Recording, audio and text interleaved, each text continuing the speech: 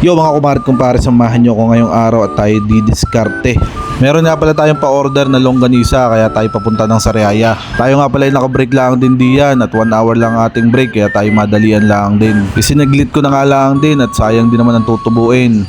Tayo nga ay nandito na agad at na-pick up na natin agad itong ating mga order na longganisa. Madali lang naman kumita ng pera basta may diskarte sa buhay.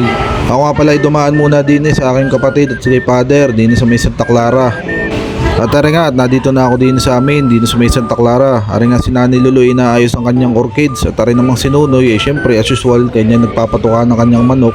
At ari nga palang bahay na ring malaki ay kay Kuya Toper, yung tito ko sa New Zealand. Ari nga ang aking kapatid na si Puring ay lumabasin. Sabi, ang dami mong dalang longganisa. Sabi ko, bay syempre, para madami ang kita. Ari nga si father ay nadin sa terrace at tinabutan ko ay nanonood ng flood control. Sabi ko, mga high blood lang kay Dian. Sabi nga sa akin ay tunay nga nakaka-high blood. Ay Dian, sabi ko, yalayo Dian, panoorin nyo na lang yung mga FPJ at saka yung mga bakbakan, action star na lang ang panoodin ninyo. At ako nga pala pabalik na ulit din sa Candelaria. At ari nga ang aming highway din sa may St. Clair Monastery, katapat ay Leona Mars. Kayo nakapasok na diyan sa may Leona Mars, ako hindi pa Ari nga, nandito na ulit tayo sa Candelaria kaso yung pagde-deliver natin mamaya ay parang madagim. May ginalang at madilim lang at hindi umulan ay talagang pahirapan tayo pagde-deliver. Ay siya, sige na, maraming salamat po sa mga umorder. Palambing naman po ako ng like, papalo na rin po, tsaka pa-share. Thank you!